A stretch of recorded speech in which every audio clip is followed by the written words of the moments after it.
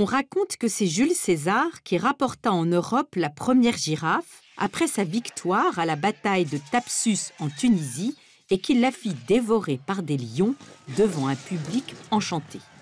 On raconte aussi qu'en 1486, Lorenzo de Médicis en reçut une, cadeau d'un sultan de Bagdad, mais hélas, elle se cassa vite le cou et en mourut aussitôt. Il faut attendre le début du XIXe siècle pour qu'une girafe dépasse les Alpes, époque à laquelle le pacha d'Égypte Méhémet Ali désire offrir un magnifique cadeau au roi Charles X à Paris, au roi Georges IV à Londres et à l'empereur François Ier d'Autriche à Vienne. La première girafe est capturée dans le désert du Kordofan, le futur Soudan. Zarafa, de l'arabe Zerafa, ce qui signifie l'agréable ou la charmante, est destinée au roi de France.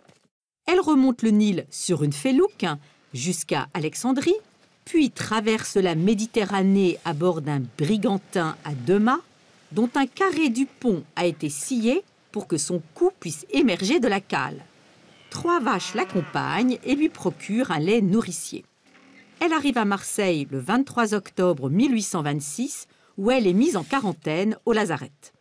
Le bruit se répand dans la ville qu'une sorte de monstre de taille exceptionnelle et de constitution extravagante pourrait être l'incarnation de la tarasque, sorte de monstre du folklore provençal.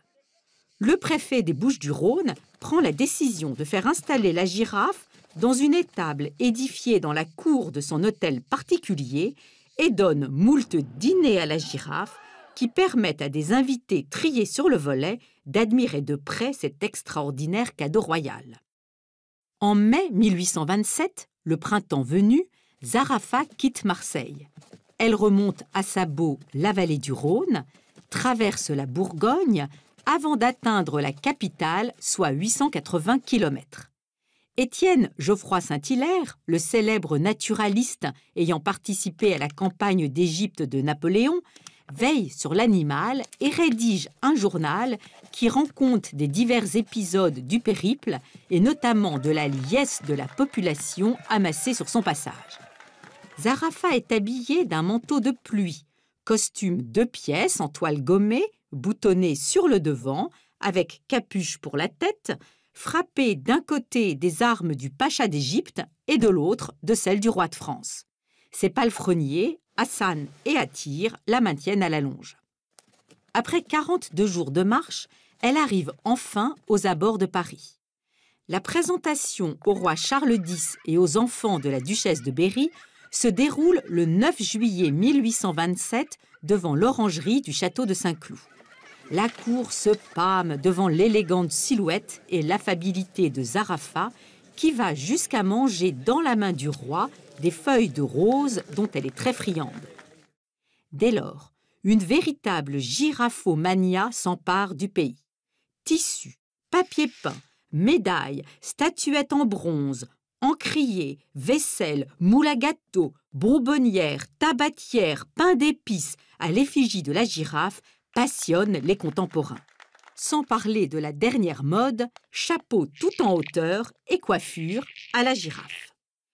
Après cette période de gloire, elle est installée au Jardin des Plantes où quelques 600 000 Parisiens viennent l'admirer. Elle meurt célibataire dans sa 21e année, au début de 1845, sans avoir pu rencontrer le mâle qui lui était destiné en Italie. La giraphomania n'est pas l'apanage de la France. Londres et Vienne y succombent aussi dès l'arrivée de leurs girafes. Tarte à la girafe, pièces de théâtre à la girafe, composition musicale à la girafe. Hélas, ces 2 girafes ont moins de chance que leurs collègues françaises.